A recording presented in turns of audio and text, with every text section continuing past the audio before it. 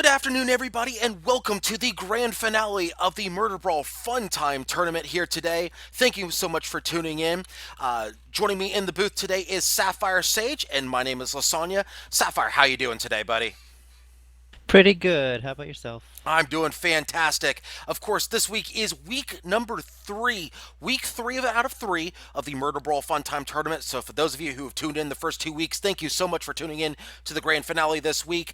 This is it, folks. There is no more Murder Brawl Fun Time after this. We are going to decide a champion at some point here today, and we've got 6 exciting matches for you here today.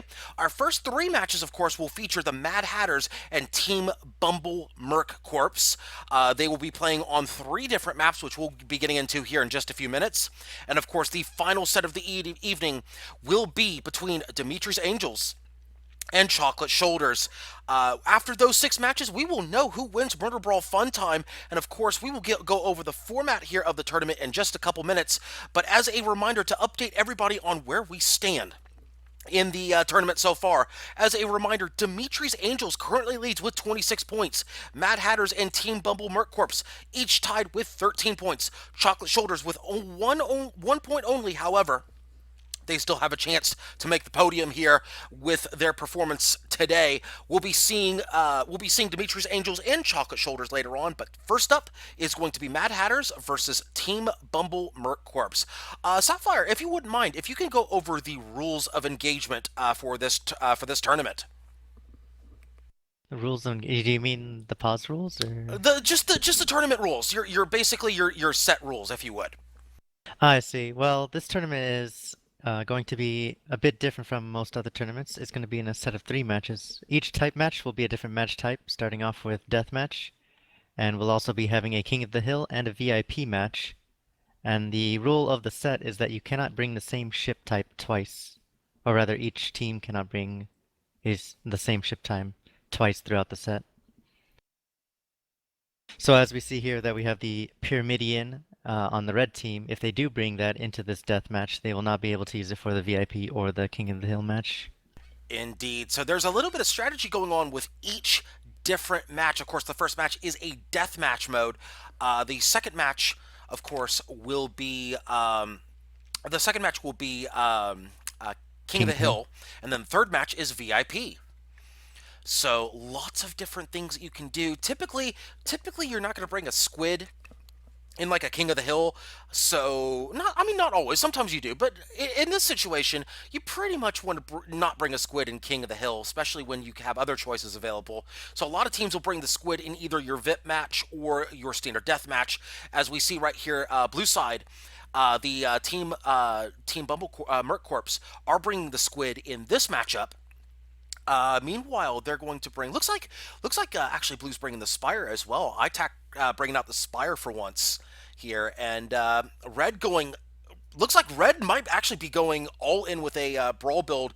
They're going Goldfish. They're going Blenderfish here, and a Gat Art Pyramidian. We're seeing a lot of aggressive control by the looks of red team here going in. If they choose to keep those ships types, and we have against Brawly, Squid, and Spire, that may be very effective. Indeed, we will see how this plays out very shortly. Of course, a big thanks to everybody tuning in here today. Once again, to the grand finals of the Murder Brawl Fun Time tournament. This is it, folks. This is the week 3 of 3. So thank you so much for tuning in. We are about to get started here in just a moment as Red has readied up. We are just waiting on Team Bumble Merc Corps to ready up now. And they should be readying up any minute here. Of course, there is a timer in the lobby. There is the standard 4-minute timer for every lobby, so they will be notified at some point to go ahead and ready up. And for those of you wondering about the stream right now, we are on a 60-second delay. So stream snipers, no stream sniping today. Normally I'm perfectly okay with stream sniping on my live stream, but not today. Today we need to keep things kosher. This is a competitive event. Let's make sure we treat it as such, folks. Let's make sure we put our gentlemanly hats on as we get started with the first match of the evening. This is Canyon Ambush on Deathmatch 2v2, of course. The 2v2 variety, lots of canyonous area, lots of places to ambush. I am contractually obligated to say that every time we do Canyon Ambush. Isn't the term for that stream ghosting? Oh, wait. Well, yeah, I mean, ghosting, stream sniping is the same thing. I mean, technically, same difference. You say potato, I say French fries. You know the drill. Anyway, let's get to the ship callouts. I'll take red, you take blue. Ship number 1 is the Rose. It is piloted by Crown Magician. We've got a Blenderfish with a heavy carronade up front, carronade on one side, and a Gatling on the other. Ship number 2 is the Protoss Tip Box. It is piloted by Water. It's me. It's a Gat Art Pyramidian with a side Banshee and a flare gun. Take it away. And on team number 3, we have the K-10 Vikurga Jugard, piloted by ITAC of Bumble. It is a Hwacha with double Gat and Mortar Spire. And we have the Wolf Claw, piloted by Wolf 1 of the Riders. It is a front Caro, right Banshee, and rear Gatling gun squad. And red already has spots out. There's the first watch of the match right there going out on the Rose. Looks like the Rose is caught in a bit of a pincer here. Tar going out as well as the Blue Spire has been hull broken. The Protoss tip box moving on the back of the Spire. They've got great position here. The Squid trying to blend the Pyramidian. However, that nose cone getting a little bit of help here. That nose cone helps block some of that carronade. As side Banshee's also going out of the Wolf Claw. Very good engagement for red to start off. That could have been very bad, but they turned that around very quickly. Rose about to get hull broken. They are hull broken, losing that front Hwacha. Spire looking to turn this around very quickly. If they get a Hwacha off, this could get very deadly. Lots of hull breaks. Not a lot of perma just yet. Oh, Spire needs to be very careful. They're backing up against environment. If they back up too close, oh, but they do pick up the Goldfish just in time as the Spire backs up against environment. And the Squid now moving in against the Protoss tip box. Protoss tip box needs to be very careful here. Rear Gatling going in the Protoss. Looks like they may be going, are they going to go ramming onto the Spire? No, they're not. They're going to just drive by. Looks like they may not be getting away here soon. Yeah, Yeah, the goes out onto the dungeon column, and it's going to be sunk here at any zone here. Yeah, that armor's about to go down. That is, well, they've got one engine up. Which engine do they have up? But that might be a main engine still up. Nope, that's a broken main. They have one turner up. They're bouncing around. They've lost that balloon too. They might actually get away here. They might actually get away. They're actually outmaneuvering the Spire a little bit. They're gonna have that nose cone block. Oh, nope, forget that plan. Oh, but the Hwacha misses. The Hwacha missed. They are actually going to get away. Very surprised that they got away. As the Rose now moving in. I was thinking that blue team's team composition might be not as favorable in their towards them, but during that first engagement, things went really well for them. Indeed, I would say ship composition advantage red. However, team composition, or at least teamwork right now, blue with the early advantage. So far, so good for blue. They're up 1-0 with Protoss Tip Box in a world of hurt right now. They're down to about 20% perma as we are swinging around. Protoss Tip Box is getting ideas here as we are just taking a quick sweep of the lane right here. Protoss Tip Box about to round that corner. This is about to get very dangerous for the Spire. He is rounding that corner. This could be a full flank here by the Protoss Tip Box. In fact, they are going to get the full flank here. This could be a Ramidian play right here. They are going to get the whole break. Do they get the Ram? No way! Beautiful job with that Moonshine there, just breaking off in time. Great job by the pilot. I believe that is ITAC there on the wheel. Great job just juking that Ram. That buys them some time, gets the Wolf Claw back in action. They may die here, however, Wolf Claw moving in very quickly. Spire does go down to the Rose. It is 1-1 all tied up, but the Wolf Claw may have something here against Protoss. They are, however, hull broken. Will we see Tar here from the Squid? No, we will not. Wolf Claw making a quick exit stage left. Rose making a move right now. Protoss Tip Box, they are pressing their advantage right now. Here we go, folks. This could be very disadvantageous for the Squid, losing his balloon and going up against an Artemis Pira here. Yeah. It looks like the Squid may be the They're end. blended down. Yeah, they're blended down. They've got nothing to protect them if that hits that balloon. Oh, but they just get behind cover just in time. And they're on the wrong side of the rocks, too. Yeah. This is, not toward their blue spawn. They've got nowhere to the Spire run, won't really. be able to assist at this point. Yeah, they got nowhere to run. They're probably going down here. In fact, Protoss Tip Box. Oh, Protoss Tip Box pointed the wrong way. They're pointed the wrong way. They're not going to get. Oh, wait a minute. Are they going to go butt ram here? No, they're going to go. They're going to go curb stomp here. Mid-air curb stomp. That's what they're looking for. A curious decision by the Pyramidian to turn around at this current engage against the Squid. I think they were expecting a pass under there. That might have been what they were expecting. Yep, they get him. They just clip him with the. No, actually, no. The Rose picks it up with the Gatling. It is 2-1. I think I they were think the expecting a ground was the blow-by game underneath. there. Yeah, I think they were expecting a blow-by underneath, which is why they were turned that way. That might be why they didn't turn back around. They were thinking maybe a specific juke. They were playing the pilot, not necessarily the situation. But all's well that ends well for Red. It is 2-1. However, Protoss tip box down to about 20% perma. They are hurting, but they're doing okay right now. They're not dead. It's still very early in the match so far. Typically, as someone that likes to fly squids from time to time, I would say one of the bigger weaknesses of the squid is the ally. Not necessarily that the ally is bad for the squid, but rather oftentimes the best option for the opponent teams is to try and focus down the ally. So the ally has to be really cautious in any type of engagement because they will be the faster target to focus. Is this before ally, ally through the match? Ally what? Is this an in before ally through the match? No, it's just like a lot of times if my ally starts getting focused down, I'll feel a little powerless to stop it, even with buffed guns, just because, focusing two ships, focusing down one ship, that one ship isn't really liable to last. A Spire especially being very squishy. So we'll see how this plays to the red.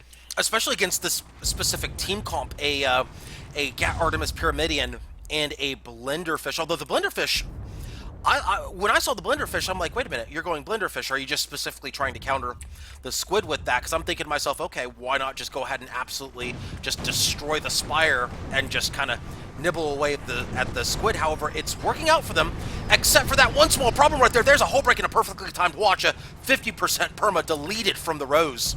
It looks like the Spire's moving in to make quick work of this Goldfish here for this high firepower. Spire's caught behind Tar right there. He is not going to be able to advance.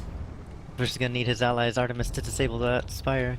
Pyramidian getting the upper hand quickly on the Spire. Yeah, but they're down permahull and a lot of it. Red down to about 20 and 30% respectively.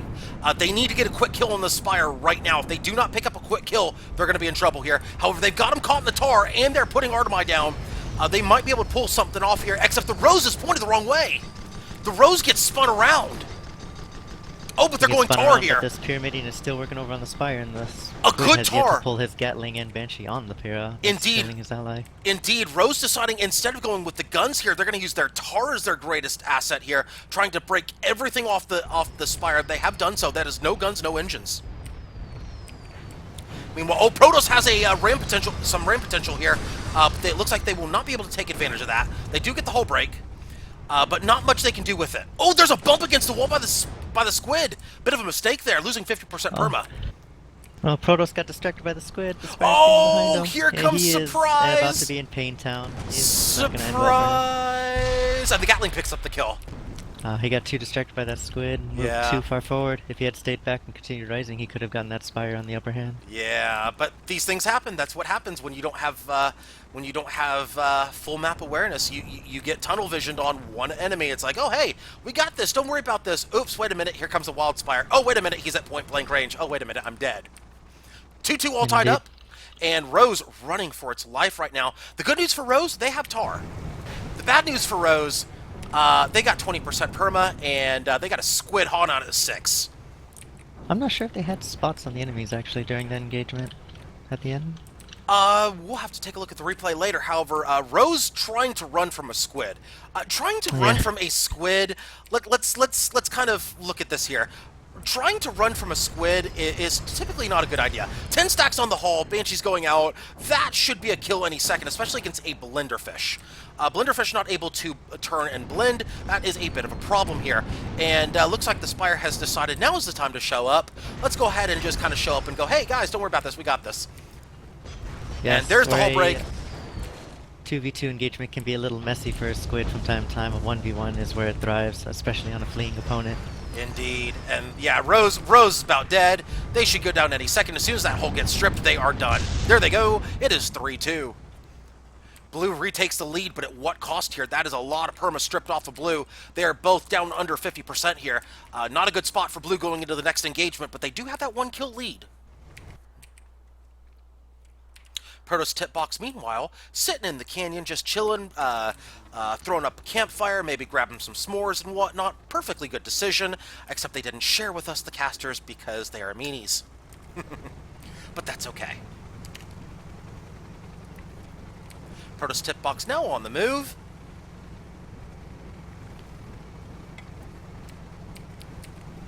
Speaking of which, speaking of s'mores, I had s'mores today for the very first time in a long time, and I have to say, oh my god, the store variety is awful. You do not You mean- do s'mores unless you make them yourself. Wait, you had store variety s'mores for the Yeah. first time, or you had No, I'm s'mores talking for the about first time? in a long time, like in years. Because Okay, like, yeah, but I'm you not. did it with store variety. Yeah, Wait, yeah, because they I, could- yeah. pre-made s'mores. Yeah, I see. well, not pre-made s'mores. It was kind of like not pre-made s'mores, but Oh. I'm like just various, like just We got a stare down going. yeah. here. Oh, we do have a stare down. Yeah, we'll have to continue that conversation later. As yeah, the Rose basically looking down the alley at the Wolfclaw. Wolfclaw looking back at the Rose. Rose saying, "Here's my tongue," spitting it out at you. Wolfclaw saying, "No, I don't care about your tongue right here. I got a Wolfclaw. I'm a squid. I don't need to go in there. I'm a squid kid." Meanwhile, the Protoss tip box is kind of sitting in the other side of the alley. They're going, "Hey, come at me over here." Spire's just chilling over there, saying, "You guys have fun over there."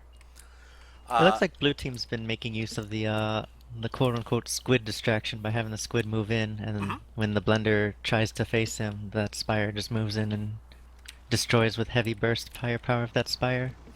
Indeed, and I think that again, this kind of goes back to my early observation of they're bringing a blenderfish, and they're bringing it. My thought initially was, are they trying to use it against the squid? Which I can't imagine them trying to use against the spire, not at that range, unless they get a perfect engagement. But would not a Hwachafish have been a better decision and just absolutely tear into the spire and just delete him from the match immediately and just let the squid do squid things by himself? Especially if you look at the build, they're running the front carronade. They're going to have to go Gat Banshee reverse, although a very viable build. But a Gat Banshee squid against a Goldfish Pira, like say against a Hwachafish and a Pyramidian, that's a tall task right there. Well, I think a Carrowfish is actually very good, especially against the Spire, because the Spire is super tall and hit that ground pretty fast and fragile. He can't really take the True, thing. if you can get in close, if you can get the proper flank and whatnot, if you're approaching him from the front, yeah, that carronade's not going to do any good. Oh, it depends on verticality. Yes. If you're lower than him and force him to descend, then you're already winning. And so far, the Spire has not had that problem with verticality. And once you pop his balloon, then you can easily pin him down without being attacked because of how high his balloon is up from his guns. Absolutely. However, again, I'm specifically talking about how the way things are playing out right now. It looks like Oh, that yes, Blenderfish very has only true. been able to do anything to the squid, not to the Spire. And here we go. Protoss tip box moving in. However, the Spire properly turned towards Protoss tip box, and all sorts of things going down on the Protoss tip box. Now they're both focusing on the Spire here. Oh, and it's- the squid! Wow. A big mistake by the squid right there. I don't... No, actually, I take that back. No, No? that was not against environment. I take that back. I thought I saw environment there. My bad. I saw the squid just bump into him. He just instantly deletes. I'm like, oh my god, this happened. Well, ally rams don't damage ally ships. Nope, so- except against environment. Yeah, that's what I say. I thought I saw environment there. But Wolfclaw is running. I think it might have been a Banshee that finished them off there, but Looks like it. in any case, this squid is trying to retreat from this Blenderfish. Spire spawned in though, and they are in blue team spawn, so this may Yes, not they are. chase. Oh, look at that beautiful, engagement right there. Spire coming in at just the right time. Imagine if that squid had tar right there. That would be devastating. This goldfish just going in on this squid, even under the height of the Spire. Yeah, good dodge right there by the Spire. It looks like... oh, but the Protoss tip box now has the side of the Spire. Tar going out from the Rose. Oh, Spire's caught. Spire is caught. They are hull broken if they can get a good combination off right now. However, it looks like the Rose has caught themselves in the tar cloud. A bit Well, they're going to kill overzealous. the Spire quickly because the squid has his way, is having his way with this Pyramidian here. Rose and needs it's to move not in. going to turn out well for this Pyra. Rose needs to go all in right now. That Pyramidian is dead to rights. Rose is all in right now or run. Your choice. If you're red Yeah, and Rose- Wolfclaw's down, Rose's indecision may cost him here. Yeah, Rose really should have gone all in on that Spire, especially up against that steel beam structure. It would not Yeah. have worked out well, even though he was in tar, to be Yeah, but fair. he was balloon popped as well, so there could have been something that could have happened there. He could have made a clean run at it even through the tar. But that And indecision. Rose making same mistakes, trying to use tar on the squid just ignoring it, turning Yeah, his and now engines turning. to the enemy, Oh, the and back against the spire. Oh, that's probably match. Yeah, that should be match.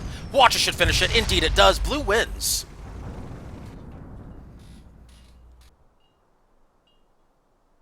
it was a very close match though. 5-3 was.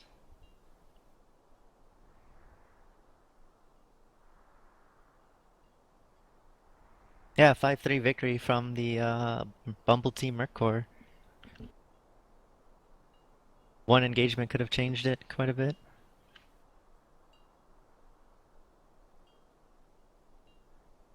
I would say that the entire engagement could have flipped if the red goldfish had pushed in that final engagement on the spire through the tar. If they had pulled that off, we could be talking about a red victory here, or at least a That would have five just made four. it 4-4, Yeah, but the true, Goldfish would have had to retreat afterwards. He was in blue true, spawn. It would not work out well. true. But points. Remember, every kill matters.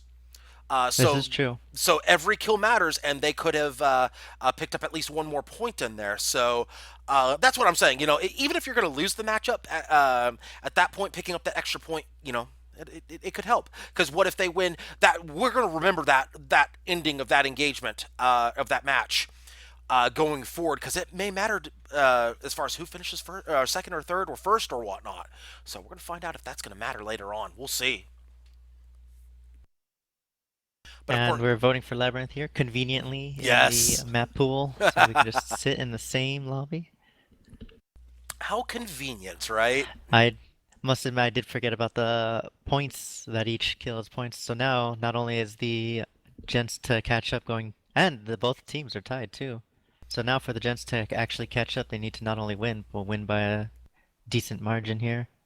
So there's still 150 points, I think it is for this one. yeah, so basically here's how it works. It's the first every 100 points is 1 point, and then the win is the fifth point. So 100, 200, 300, 400 and win is the 5 points. Indeed. And this is going to be important too because this one has the first two matches have more point value than the last match does. Indeed. So this is I wouldn't say it's a must win for oh, let's actually check the sides real quick. I believe the teams have. Oh no, Mad Hatter still red. Bumble is still in blue. I take that back. Yeah, we got it right. But yeah, Oh, they're the this. same throughout. Yeah, they're the same throughout. So hey, I get to keep everything the same. Yay! Um, yeah. Now the next set will have everybody flipping all the way around, but that's okay. That's later. This is now. We're doing King of the Hill match number 2 on set number 1 of this week, this third and final week of the Murderbrawl Funtime tournament. This will be the last King of the Hill for each team. And after this, we will have VIP. And after that, both these teams are done with the tournament. Indeed, and right from the get-go, we see both teams pulling out their galleons. Mm-hmm. Water, it's me rather fond of his galleon. We'll see how he compares against ITAC here and their duels that they Yeah. may or may not have in this range here. And Water to me always loves to bring up that galleon, especially in high stakes situations. That is his preferred ship. Definitely what he has made a name for himself on, as you mentioned before. In fact, recently won an SCS tournament several weeks ago with this galleon. So it definitely has some notoriety with it. Of course, he is going up against a fantastic squad over here in Bumble Merc Corp. So we will see how this plays out. We will see. And refresh my memory. Didn't we? Yeah, we had that goldfish before. They can't take that goldfish. Yep, the goldfish and the squid The must squid, change to yes. something. Yeah, I was gonna say, wait a minute. We just saw these guys before. So, yeah, the squid and the goldfish must change, which I'm sure they'll be doing here any moment. We might be seeing a Spire come out from Red Team. Oh, that would be Spire actually a pretty this would be a good legitimate choice. choice in Labyrinth. Especially Labyrinth with forcing close range engagement. especially with the galleon in play, since we know there's going to be a galleon for blue. I agree. This would be a great choice in this situation, especially if your choice is going to be, if you're leaving for your third match, you're leaving. Let's see, you've already won a pure and a goldfish. You're running a galleon. You run the spire now. That's going to give you choices of mobulus squid and uh, junker. No, no, For Junker. Yeah. junker would be a good choice here.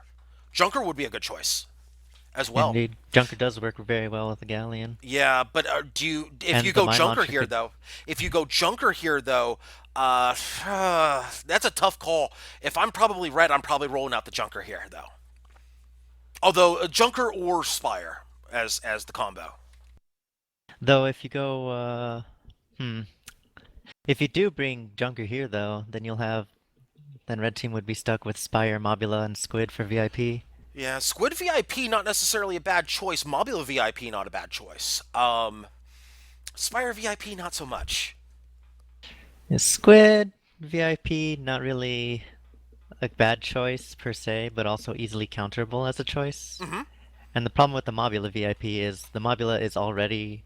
I think the Mobula works really well as an escort because he's a high priority target. Just because if you don't shoot at him, brings a lot of firepower to Oh bear. yeah, that full weapons platform. Yeah, But you want to keep that Mobula for the third match. Absolutely. yeah, if you hammer him down with stuff that damages the balloon in the hull, then he's completely helpless. So you already want to target him. Oh yeah, You're but already encouraged to target him just because of these mechanics. Making him VIP just makes it that much worse and we when know you we're want to gonna target see, him.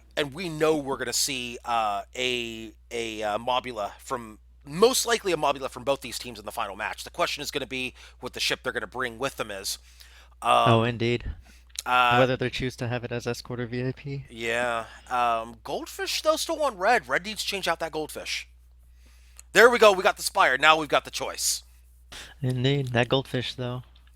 So We'll I see would, how that goldfish does against the might of the firepower of red team. yeah. So I'm thinking here if I'm looking at red right now. If I'm looking at red, are they going to be rolling final match? Are they going to be rolling Mobula Junker final match and go control defense or That something wouldn't be like a that? half bad choice. Because Junker is quite tanky. yeah, you could go with a Junker, at least armor tank, and it's very easy to get to that hull. You could very easily put three people in that hull very quickly, and still have somebody for the balloon because you got that balloon right next to the pilot wheel. Junker VIP might be actually a good choice for the final match, which leaves Blue going into the final match with they will have at their disposal they will have Pyramidion, they will have Mobula, and they'll have Spire. No, Blue will not have Spire going in the final match. I'm sorry, we'll get to that later. But our second match, of course, is King of the Hill. It is obviously on Labyrinth, which is the only option for 2v2 King of the Hill. This is based on the Periton Rumble map. Capture the world and win the world. Or at least win this tournament, or at least this match in the tournament as we get into the ship callouts. Here we go. I'll take red, you take blue. Ship number one is the Stephanie, piloted by Crown Magician. It is a Brawl Spire watch up front, Carronade, Banshee, and Gatling. Ship number two is the Queen Kerwin's Revenge, piloted by Water It's Me. We have a triple Hwacha Galleon with that classy side heavy Carronade. We've got a Gatling on the side and a Flare on the back. Take it away. And on blue team, we have the Kaiten Skithbladnir, piloted by ITAC of Bumble. It is left side Mark 1 flak and Hwacha with Gatling gun, and right side Minotaur Hwacha with a rear mine launcher. And on the other ship, the Goldfish, is Zedion's Potato, piloted by Wolf 1 of the Rider clan. It has a Hwacha fish with right side Gat and left side Caro. Indeed, and action is already underway. Queen Kerwin's Revenge already completely and utterly disabled right here, and they go down very quickly. Blue on the board first, trying to cap this point. They're at least contesting the point right now as they are decapping it. However, the Blue Goldfish is hull broken, losing about 25-30% perma. The Red Spire, however, now in a 2v1. Not a good spot for them to be. That is a hull break. That could be disastrous for Red. And they're about to go down. Flak's going in. This should be a kill right here. Question is, are they going to get some perma off the Galleon? No, they should not. Blue should have this point very easily at this point. Blue only losing about 30% off of their Goldfish. Everything else is peachy keen. Blue capping the point, and now they're going to start accumulating score right now. And indeed, Blue gets that first early engage here on the victory over that Galleon Spire combo. It looked like that Spire may have been trailing a bit too far behind from that Galleon. It's very possible, very possible. That or maybe Kaiten also broadsided towards the Red Galleon in the beginning, whereas the Red Galleon continued moving in, but we'll see. Yeah, and typically, and sometimes with these matchups, very, very small things can mean the difference between life and death. That's not to say that mistakes are made. That just means that one team is just slightly better at getting to the spot they need to get to than the other. And these things do happen, even in high-level competitive matches, where one side is just a little bit better coordinated, a little bit quicker on the comms, a little bit quicker in getting from point A to point B. As here we go, a good approach on Looks the like Galleon, Red Galleon move. Galleon here. That is a hydro burn into it. My goodness, a very aggressive play by the Queen Kerwin's Revenge, getting the back and rising up very high against the KTN. However, the Goldfish counter directly to the Galleon, and now we've got fireworks everywhere. If you like watches, this is going to be your match right here. This is going to be lots of watches all day, every day. As the tar goes out, it's catching everybody. We got a tar party going on right now. Queen Kerwin's Revenge absolutely caught in it. Not a good spot for them to be. However, they've got the watch going out from the Blue Galleon onto the Red Spire. That is a hull break right there. Hull break on the Red Spire. They are hurting right now as Red Galleon still caught. Red Galleon not in a good spot. That tar still going out. Yeah, the Blue Goldfish is doing his job here as he's continuing to control the Red Galleon as the Blue Galleon keeps the Spire on arm's length. Indeed. Do note, though, Red is still controlling the terms of engagement, even though Blue is in a bit of advantage. Hold that thought, though, as there's a critical hull break on the Red Spire. As did Red completely ignore the hull? Looks like they were taking a chance right there. They did not repair that hull fast enough, and there's a ram kill right there by the Goldfish. It looks like they went all in, and it did not pay off. Indeed, that Goldfish decided to skip out on that Galleon and begin rustling in on that Spire. Spire armor not that great. Was not able to hold against the combined Hwacha power of both ships. And that Red Galleon has no guns, 2 engines, make that 1 engine now. There's tar out there, not a good spot for them to be as the Goldfish now moving in. Bit of a bump right there, but that bump seems to get the hull break on the Red Galleon. They're in trouble right now. I would say this is a matter of time. This is about... Looks like Sorry, go ahead.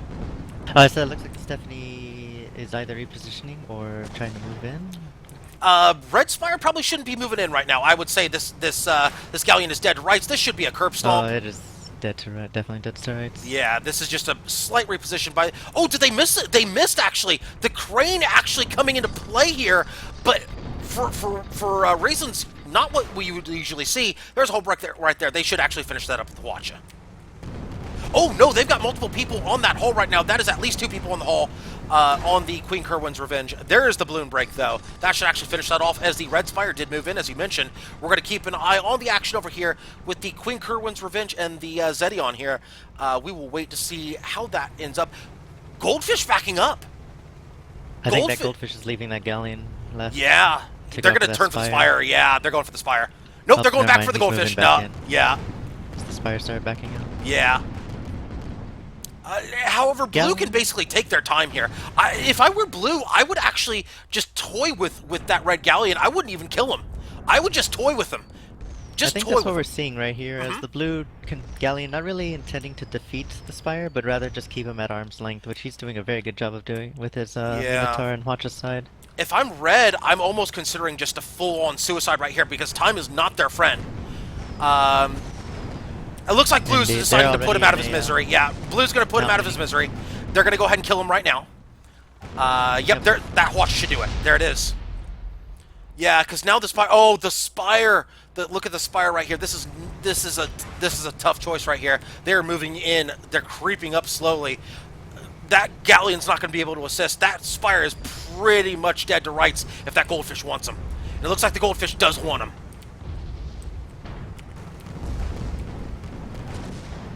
Goldfish wants him bad right now. He's going to actually take the bait. He's going to go out there. He's going to go fight the Spire. We got a watch coming out from the Goldfish. There's a hull break. That could Well, spell doom for red right there. if this goldfish kills the Spire here, then it's It's done deal over. for red Yeah, team. There won't be it enough should be time for that over. Spire to spawn in, assist his ally, and Yeah, then that should be match take right over the there. goal. Even if he doesn't die, So this that is should be match. match. He died anyway, but that should be match no matter what. Even if Queen Kerwin's Revenge comes in, Blue should be able to tank this point. Even if they do manage to get a kill on the KTN, the Goldfish can basically stall out for time. Or even just the Galleon. Taking down a Galleon's gonna be a while, even Yep. one at 50% like this one is. Yep, so they have to get a kill here. They don't have a choice. Red has to get this kill, and they have to do it within 20 seconds, and get on the point within 20 seconds, and. It's a tall order. So as the Spire just spawns in, they're not going to make it in time. 10 seconds left before this becomes a GG. However, it looks like Red's going to just look... They're just looking for the honor kill, here's what I'm looking at. They're looking to pick up a quick one. Are they going to get the honor kill? No, not quite yet. Looks like that It looks Watcher like from... Red was in the process of trying to get onto the point while the blue Galleon moved away from it, but Yeah. the goldfish came in. It was, well, even so, it was too late as it is. It was already too late for them to get on the point. I think they were just looking for the honor kill. As the Red Spire looking to get the honor kill. Uh-oh, Red is hull broken. Now the Spire looking to turn on the Galleon. Looks like they are going for the honor kill here. Getting that watch out. Nope, time expires. Blue wins clean sweep right here. That's 5 more points for Blue.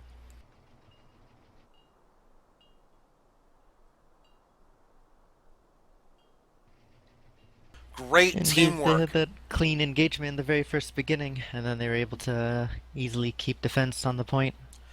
Galleon's Indeed. very good defensively, but not quite so much attacking. Yeah, and that's the downside of it's this entire match was pretty much set up by who got to the point first. And a Galleon Spire combination is a very, very difficult combination to attack a point with because you have the Galleon who needs those side arcs. You got the Spire who's a little bit squishy. I mean, just a bit, just a little bit.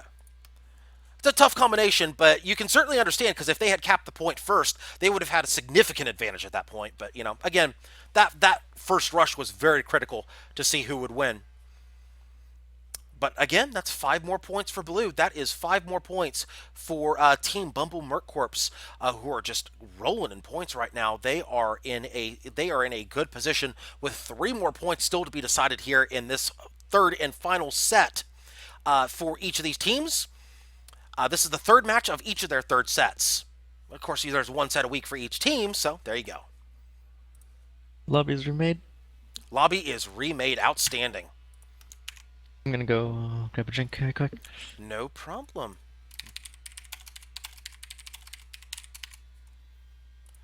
And we will be right back, folks.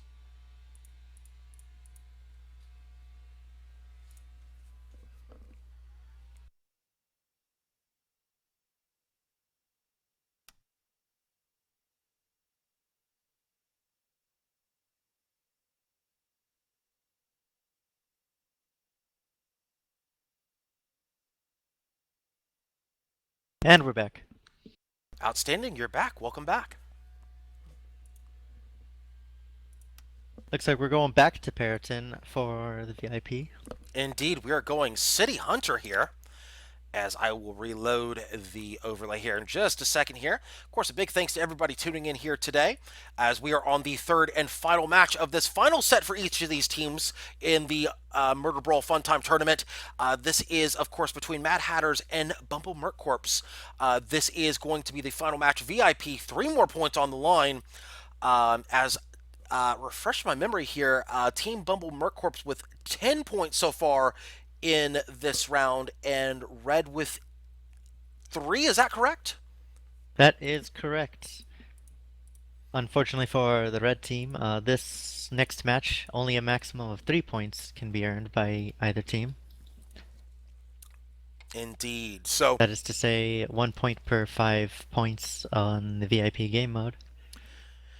Indeed. So we will see what each team has in store. Of course, there is oh, okay, there we go. There is only 3 more points, as you mentioned before. Only 3 more points available.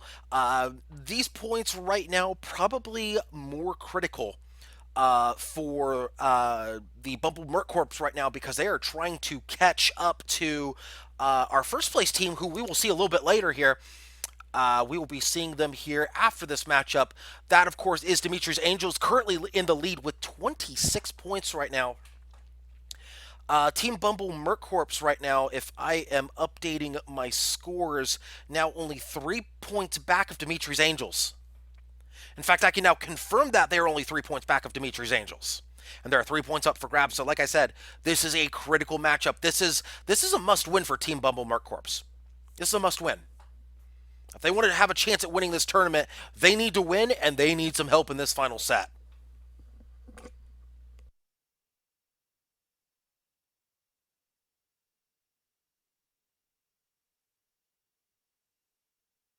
Oh, it looks like the lobby timer has. Oh, it's been started. Well, Yeah, that's okay. That's okay. So this is City Hunter, of course. So that means Red is going Mobula and Spire. Ooh, that third and final map of the set. hold Uh, it.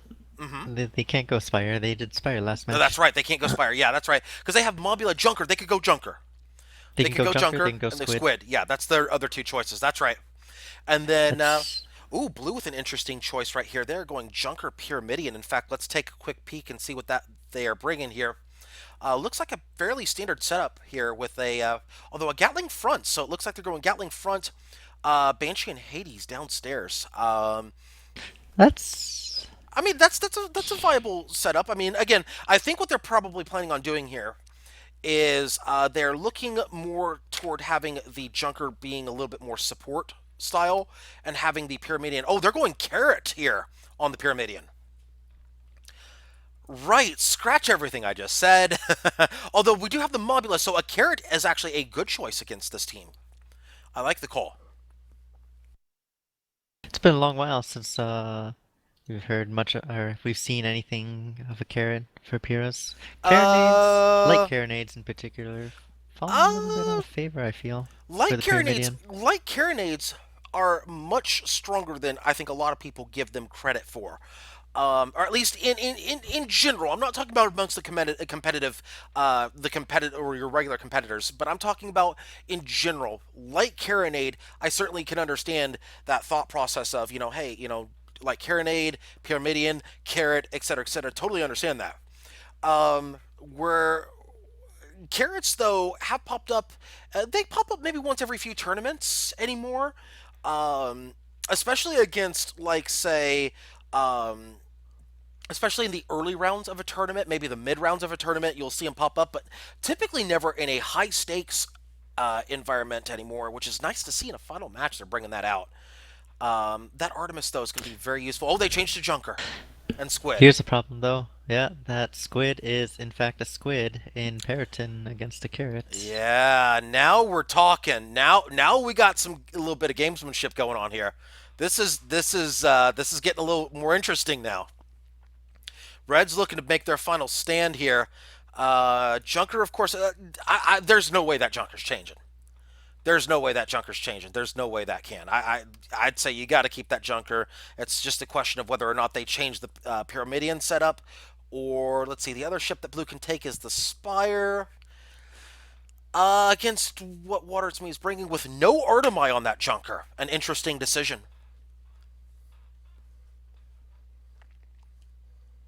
Which means if there are no Artemai on that Junker, of course, they do have that squid in play, so that's probably forcing them into the Junker Pyrrha loadout here.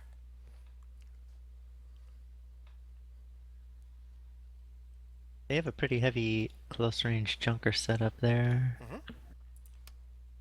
Oh, the other, well, the Hunters, well, they went double Caro on the Hunters. Oh, yeah, they changed it. You're right. They changed that Hades off.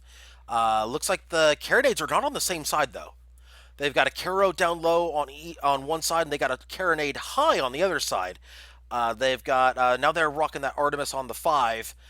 Gat Banshee, Gat still one front though, so they're running Banshee and Carronade down low. Let's see what that Gunner's bringing here. Out of curiosity, they're bringing Lesmont Greased and Heatsink on that downstairs. Surprised not to see any Incendiary downstairs. A little surprised. Although, of course, at this stage of the game, probably understandable. Well, Or at least no heavy clip for that squid, because that's going to be spraying all over the place against a squid.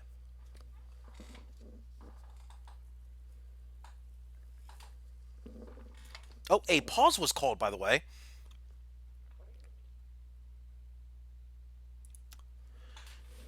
Looks like we are unpaused, though, and we are getting ready for our final match of this set. The final match for both of these teams in this tournament.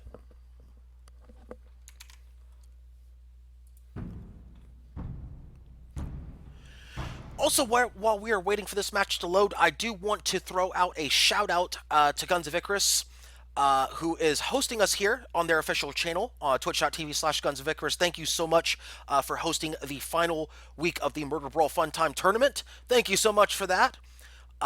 Big thanks to everybody who participated in the tournament. As we have our final match loaded in, let's get the ship callouts taken care of one more time. I'll take red, you take blue. Ship number 1 is the flying piece of you know what. It is piloted by water. It's me. We've got a Banshee up front. We've got a Gatling Banshee on one side, and we've got a Gatling and a Flak on the other.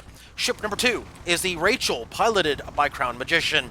It is a squid with a Gatling up front, a flamethrower on the right, and a carronade on the back. Take it away, as spots are already out. For the blue team, we have the K10 Rimthrower Boreas, piloted by Itak of Bumble. Left side, carronade, top, Banshee bottom.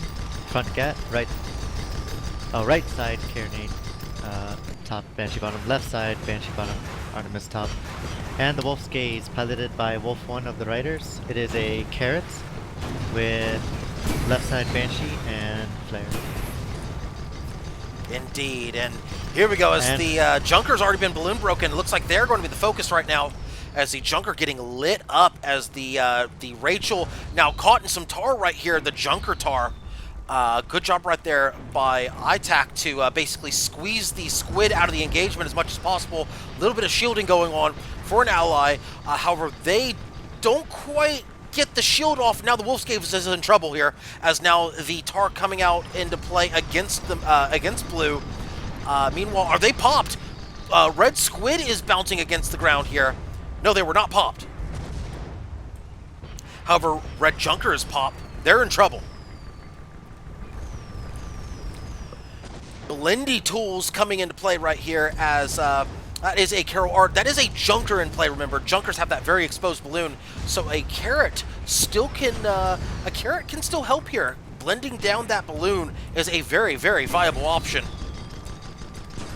Wolf's Gaze charging in. That appears to be no, we're still toward the middle of the map. Wolf's Gaze moving in for the ram kill. Oh, they get rammed off course. A poor ram right there by the Wolf's Gaze. They're looking to reverse that trend, however. They're going to back up the truck, try to turn around. However, they may be caught here. Squid moving in. Oh, Squid's caught, Squid's caught, Squid's caught. That's environment in play. Squid's caught. Banshee comes up for the kill, 1-0. A curious decision, though. Talk to me about the mindset of that squid pilot, especially as the escort. They're running that side flamethrower. Tell me about the decision there. Well, the flamethrower, you don't typically see it in competitive because chem spray is typically used in competitive environments. Chem spray not being very good at extinguishing, but providing 25 seconds of fire immunity. And in the middle of that, just so you know, the blue VIP picking up the kill there on the red VIP, so that's 5 outstanding points for blue. That means they've picked up 1 point on the scoreboard for their team. That's 1 out of 3 possible points. Sorry about that, continue. So while a flamethrower may not be necessarily effective, what it can do is it does suppress the engineering capabilities of the engineers, as they will have to keep making sure they maintain chem spray, otherwise they get a 20 stack. Indeed. But we have here a curious spawn on red team. Oh, Junker's caught! Junker's caught! Junker's caught! He ain't going anywhere. That should be a kill. They're probably going to leave that to the... Yeah, they should leave that to the blue Junker. That should be a VIP kill here. Squid very late getting into the engagement. Oh, no, the Wolf's Gaze with a bit of a mistake right there. They take the kill. Blue VIP had that all the way.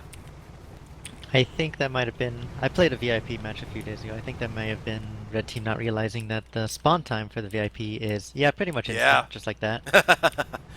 Yeah, and As he spawns in again on the both of them. and just to continue your thought from earlier in regards to the flamethrower and whatnot, the same applies to flares. And I know I kind of champion flares and whatnot, but one of the things that one of the most underestimated things about this game is not the actuality of fires, but the threat of fires.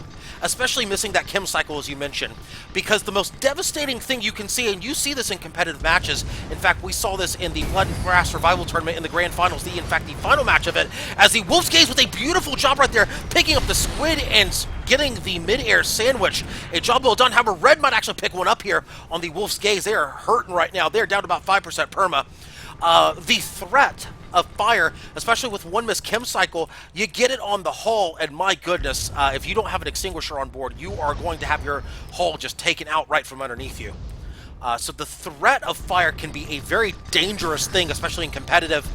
Even if you don't land the fire stacks, the threat of fire can be just as dangerous. Yeah, with the flare though, I would say that flare is a pretty decent counter to sloppy chem spray, as the chem spray not very good at extinguishing. If you manage to catch them with their pants down, so to speak, Yes, with that flare gun, that component is gonna go down unless it's exactly. an engine. Exactly, and that's the point of the flare gun, is to apply that spike support. As we'll get in that in just a second. The red squid caught again. Wolf's Gaze absolutely having its way, and the blue VIP picks it up. My goodness, a quick finish here as blue picks up all 3 points from this matchup. That carrot absolutely having its way with the squid. It is a clean sweep, I believe, 15-0 in favor of blue. Squid a little bit of a curious choice. Squid not really all that great in Periton in my opinion, due to the limited avenues of mobility available. Periton's a very clustered map, so it's very hard to maneuver around and not slam into something if you're a little fast squid. Squids can still be a good choice on Periton Rumble, but you have to have almost expert. You have to have expert coordination to get that squid in at the right time, at the right angle. And if you do that, those squids can be very, very lethal because they can get from point A to point B very quickly. However, of course, the problem, as you mentioned, you make one false move, and yeah, you're going to have a very bad day. One false step, and it's pretty much a team wipe. As we saw in this matchup, again, that side flamethrower. Yes, you have the threat of the flamethrower. Um, but the threat of the flamethrower against a triple engineer type of ship, which they've got at least 2 chem sprays on board, even a mistake can be easily countered. You've got plenty of coverage. Actually, that Junker had only one chem spray, from what I could tell in lobby. Still, though, you have 3 engineers on board. You can get to components very, very quickly with 3 engineers. So that flamethrower is kind of neutered a bit in that Indeed, a situation. bit. That's not to say that it can't be effective, but that's what I'm saying. They brought a flamethrower as opposed to a kill weapon. The flamethrower itself is a good decision, but on a squid, it's like, this is a bit of a curious choice here. But of course, I can certainly understand the decision. It looks good on paper. You're going to throw down the flamethrower. You're going to try to do some blendy blend action and whatnot. Yeah, sure, why not? And then in reality, a kill weapon might have actually been a better choice. But you know what? These things happen in lobbies. Sometimes great plans just fall apart when expert coordination basically turns around and takes that plan and basically tells you what's up. So, anyway, we are You going mean a to good plan never? You mean a plan never a survives great. contact with the enemy? Basically, everybody has the perfect plan until you get punched in the mouth. Is how that works. Yeah, pretty much. A boxing reference and whatnot. I know. Anyway, but speaking of which, we are going to get into our next set here. As both of those teams we just saw are now done with the tournament. Now we are about to see 2 brand new teams here. These 2 brand new teams we're going to see here, they will be. If I can pull it up right here, stalling for time, stalling for time, stalling for time. There we go. Dimitri's Angels will be on red. Chocolate Shoulders will be on blue.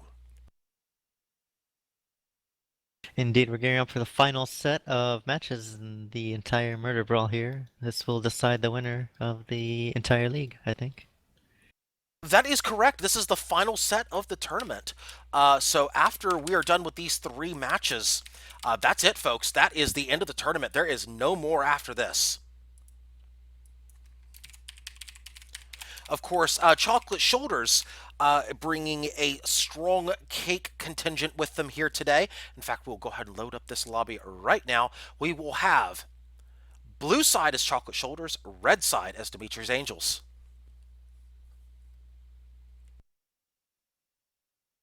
And we are waiting for Demetrius Angels to load in. There they are. There is Demetrius Angels as they load into the lobby right now.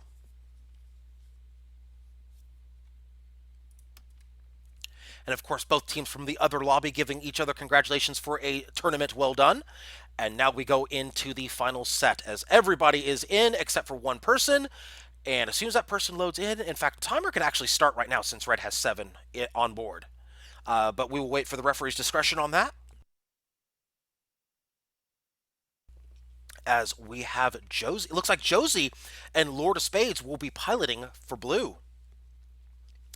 And it looks like Blue is very satisfied with their Pyramidion choice. Lore says, I don't care what Reds bring him. They're going to bring the Pyramidion.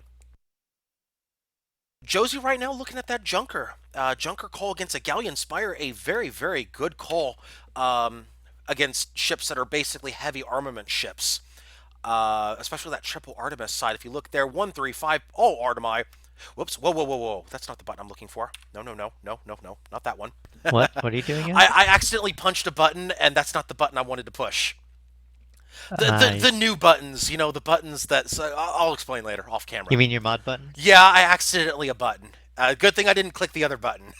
Did Still you getting just used to reset those his buttons. name? No, no, no, no, I didn't because it asked for confirmation. So that's Oh, yeah. So okay. it's like, oh no, no, it's not the button I wanted. Yeah, I'm still getting used to it. I I'm don't think still me and getting used to it. Josie would be very happy to hear a mod accidentally reset his ship name. Yeah, I know that it didn't happen. It's like I'm still getting used to these buttons. It's like I can't go down there and just leave my mouse down there now to get it out of the way. No, I can't have that now. It's like I have to be careful with these buttons. Darn it. But the lobby timer, of course, has started. Uh, yeah, that would have been an awkward moment on It's so stream. big red. It's so big and red and shiny. It is very shiny. I wonder what this button does. No, just kidding. Nah, nah, we don't want to do that. No. Right. So, yeah, it looks like Blue is sticking with Pyrrha Junker against. Looks like that Galleon has. It looks like both of the red ships have changed. We're looking at a Mobula right now. A Mobula with double Armament, pretty classic build for Sunstrom, and Pyramidion, a Gap Mortar Metamidion from Solidus. Pretty classic loadouts from Skyborn, of course. Skyborn, very well known for their Mobula play. Seeing them bring out a Mobula, no surprise at all. Indeed, but the key thing about this tournament is that they only get the Mobula for one match, and they'll have to rely on other things True, however, elsewhere. look at the situation we're in right now. If you look at the scoreboard, they only need 1 point to win the tournament. They Indeed, get they only have to one make a kill. single kill. One kill. One kill ends the tournament, basically. That's all One they need. kill, 100 points in King of the Hill, Yeah, 100 points in King or of the Hill, or 3 5 in points. VIP. No, 5 points. Yeah, 5 points in VIP. You're right. 5 points in VIP. Basically, a VIP on VIP kill would do it, or 5 escort kills, or they could just kill one ship now and pretty much end it. Yep. So we will see. We will certainly see. And I have a feeling that a lot of our audience right now is probably tuning in on the official Guns of Icarus stream, twitch.tv/Guns of Icarus. So if you're watching us from over there, a big thanks to all of you for tuning in. For those of you just tuning in, my name is Lysanya, joined by Sapphire Sage, bringing the color commentary here today. Sapphire, of course, is a veteran of Guns of Icarus, a very strong veteran of Guns of Icarus, and of course, we welcome him here. I think this is only the second time we've streamed together. Is that correct? Indeed. And did Yeah. you call me small? Small? What? Did I? What? I heard that I'm a small veteran of Guns of Icarus. No, I said you're. No, I didn't say small veteran. I said Oh, okay. what was the adjective? I don't even remember what I said now. I heard um, small. What uh, does that even mean? What does it mean to be a small veteran? no, no, I don't think I said small veteran. I'm tiny and I'm a tiny, No, no, no, no, no. discreet veteran. Discreet vet. Oh, I like that word, discreet. Discreet is a fun word. Discreet is a Which very discreet? fun. Discreet, yeah, it's a very fun word. I like that word. I meant which one? There's two of them. Wait, what? Yeah, I, you have discreet, which is like sneaky, and then you have discreet, which is unique. no, sneaky. Okay. Using it in the terms of sneaky, I like that use of discreet. I don't know why, I just do. It's a very fun word to say. As Everyone's got their favorite words. yeah, everybody has their favorite words. We all know ITAC has favorite words. Oh, this No, is news to me. I mean like the ship names and whatnot. Oh, I can't pronounce them. I've just been making I up the whole can't time. either. You do a better job than I do. Of course, this next match will be on Water Hazard, the first match of the final set of this tournament. Water Hazard, of course, is a very, very balanced map in which all ships have a chance to basically do very well on short, medium, or long range. Let's get to the ship callouts. I'll take red, you take blue. Let's start with ship number 1. It is the Reborn, piloted by Sunstrom. The classic loadout for Sunstrom, a Hades up top, double Artemis bottom, Gatling, and a flare on the wings. Ship number 2 is the Hail Dimitri, piloted by Solidus Bucket. We have a Gat Mortar Metamidian with side Carronade and flare. Take it away. And on the blue team, we have the very sugary ship Prevaricative, piloted by Muse Josie of Cake. It is a junker, right side top Banshee, lower Caro, front Artemis, and left side left side Artemis.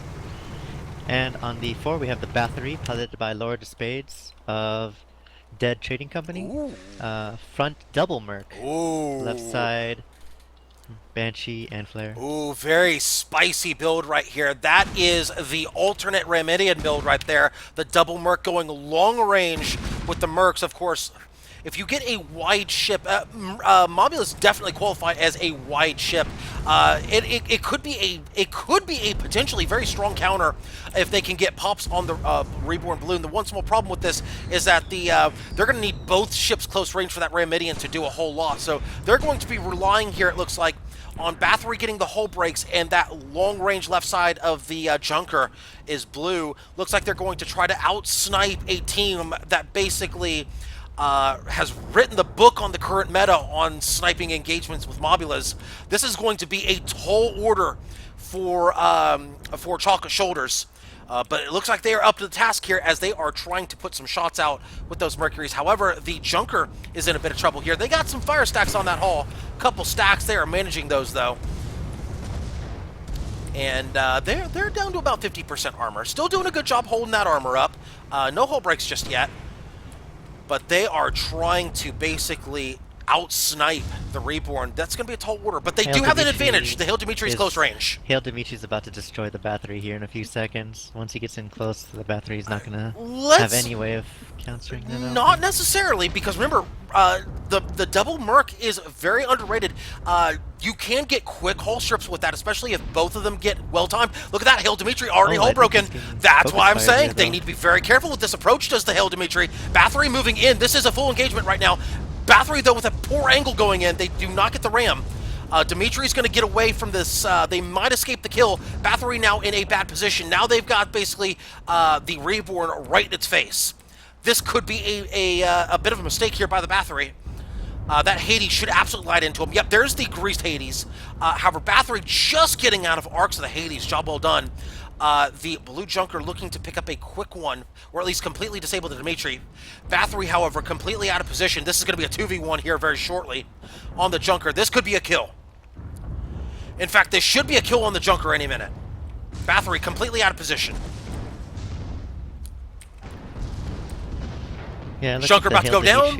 Yeah, they're down. Had his engines towards those Artemis there, and the Junker made quick work of them. Indeed, yeah, it's 1-0 in favor of red. That's the downside. That's the downside of running that build. If you're out of position at any time, you need both ships in position at all times in order to pick up a kill. They had a great opening engagement, drew the Dimitri in, which was great, but that missed ram cost him a death. I think that Hail Dimitri did what he did on purpose, though. It looked to me like he was just trying to get the Bathory out of position, which he did very well. Once the Bathory had to dive down, the Reborn could hammer at him and then swap over to Junker, who was too high up. Bathory did not need to dive down though in that situation. They could have gone. They could have played that very patiently, or they could have gone for the full ram to finish it. I think Bathory may have made a bit of an early charge there as a poor spawn by the Junker. That is a very quick spawn by the Junker. This could be a snowball in play here. They may be giving up a third kill very quickly. Junker with a quick spawn in. Dimitri and Reborn. Reborn, however, not in position to take advantage. Dimitri in pursuit. They may actually be able to get the Pyramidion back in play. They may be able to do so. Junker surprisingly able to stay out of those arcs of the Reborn. However, that's not going to last for long. Flare's going out. Looks like they've got Kim Spray on board, as there is no fire stacks on the Junker. Dimitri, meanwhile, catching a little bit of tar. Now the Bathory looking to get the hull break on the Reborn. They certainly do. However, the Junker too low to take advantage. Those Artemai with poor upward arcs. So that means that the Bathory will not be able to do anything there other than get hull strips. However, they're going in very strong with the Reborn. Is this an all-in the Reborn? Yes, it is an all-in on the Reborn. Hull break on the Bathory. They're taking a very aggressive approach right here. Skyborn takes a Hydro move right here. A good decision by the Reborn. Bathory in pursuit. Junker in pursuit. Junker appears to be the target. Expecting this level of aggression from blue team. Yeah, but you should with the double Merc. The double Mercury build basically says, I'm going to Ramidian you. And there goes the Junker 3-0. It's just a matter of simply when they're going to make their move. Bathory still has a bit of a play here. They could get a quick one. They could get a quick one on the Reborn. However, they're diving too low to get a quick one. There's Hydro on board the Reborn. They need to be above the Reborn if they're going to go for a ram kill. They need to be above and moving down. Well, it's really hard for the Bathory to be... If you are going for a ramming with double Mercs, it's going to be really hard to be above the Mobula, as the Mercury has very miserable downward arcs. Lowest arcs in the game, actually, is down. Again, and 5 degrees. That's so. and that's to be expected. However, they should not be necessarily going after the Reborn. The Hail Dimitri should be the primary target, and then basically just pick off the Reborn 2v1 at your leisure. But if you're gonna go in, let's say you do decide to go in on the Reborn, then the way to go in on the Reborn would effectively be go high and then approach from slightly higher, go down into it, and then have the Mercuries basically take care of the rest from there. But basically, it's going to be a tall order no matter what they do against the Reborn. Their best bet might be get the honor kill on the Dimitri and hope for a snowball. I also don't think the Bathory took that double Merc to be so rammy, but rather to complement his allies' triple Artemis. It's possible, but the way they're playing it is if they're playing it as a Ramidian. Well, at least so far. In the beginning, red team charged down blue team. They were perfectly content on hanging back. Yeah, this is true. However, again, I'm just saying the way that they seem to have wanted to play it out against the Hail Dimitri. Now, of course, the Reborn kind of foils that plan. But again, you know, these are decisions that get made, and I do like the choice. I still do like the choice of the double Mercury. I think that is a very good build, especially if you've got nothing to lose here in the tournament. A double Mercury to basically pop guns, pop armor, I think it's a very good choice.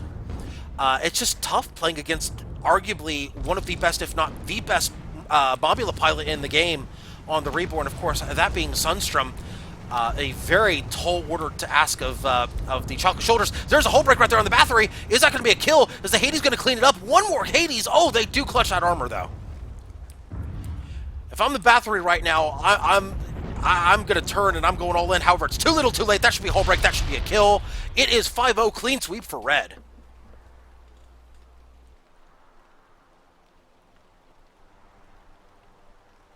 Indeed, a clean sweep by the Dimitri's Angels on the Chocolate Soldiers for the first match, but we do have 2 more matches. Indeed, we do. 2 more matches to go here, folks. 2 more exciting matches to go in the tournament. The next match, of course, will be King of the Hill. On, of course, the only King of the Hill map available for 2v2. That would be on Labyrinth. And I suppose then we have a disagreement with the Mercury, as I do not believe it is a very good weapon. It has its niches, and it is good at them, but I do not believe that A double Merc Pyrrha is really worth much to me personally. Again, I think that was one of those things where Blue was looking to do something a little bit different, maybe try to throw Red off its game a little bit, try to take something a little bit off meta, which again, sometimes you can surprise an enemy team. It's like, okay, we don't normally see this combination very often, especially in comp. What do we do against a team that actually runs comp with something like this? Um, Again, they may just try to throw something a little bit different out there since, hey, if you've got 1 point in the tournament, what's the worst that can happen? And the start of the match went almost perfectly for them. Just once the Pyramidion got past, once the red Pyramidion got behind the blue Pyramidion, that was pretty much matched from there. It just snowballed from there.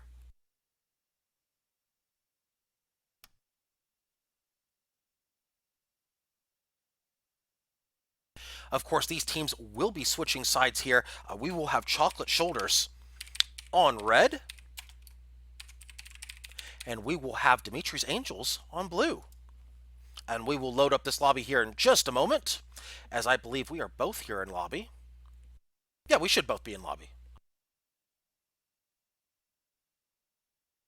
Yeah, it's the same lobby. Yeah, it is the same lobby. It was in the voting thing again.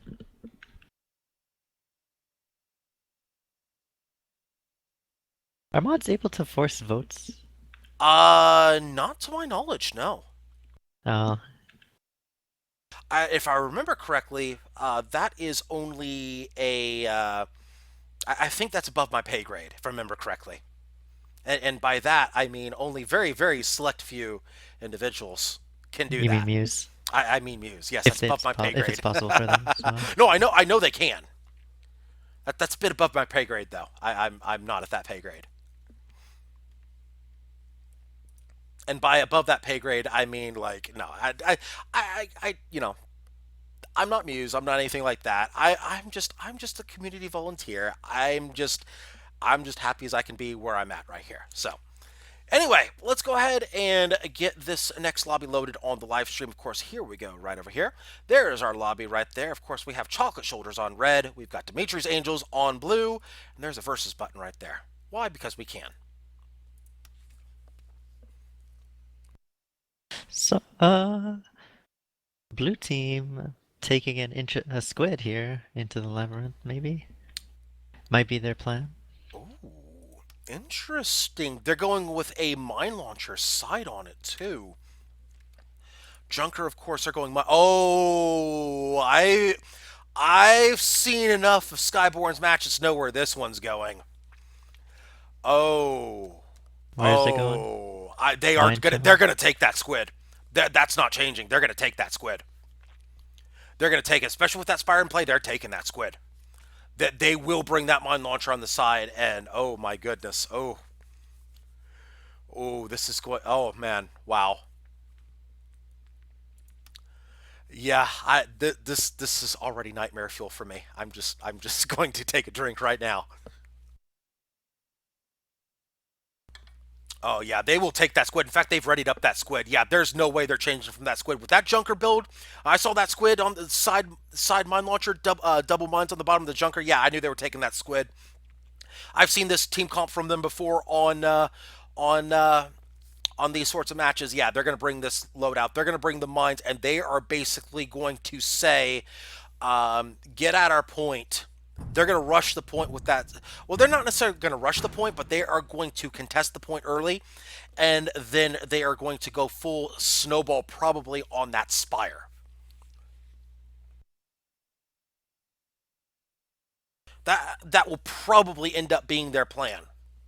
And the goldfish. Goldfish has troubles dealing with mine launcher. Yeah, but I think they're going to start with again. They're going to start with whichever one presents itself as an opportunity. But if they can get that spire below them, it's going to be GG Spire. Indeed, mines do a lot of damage to everything. Yeah, The especially a tall everything. spire though. A tall spire is even a tougher position to come back from because then those guns just simply won't be an arc.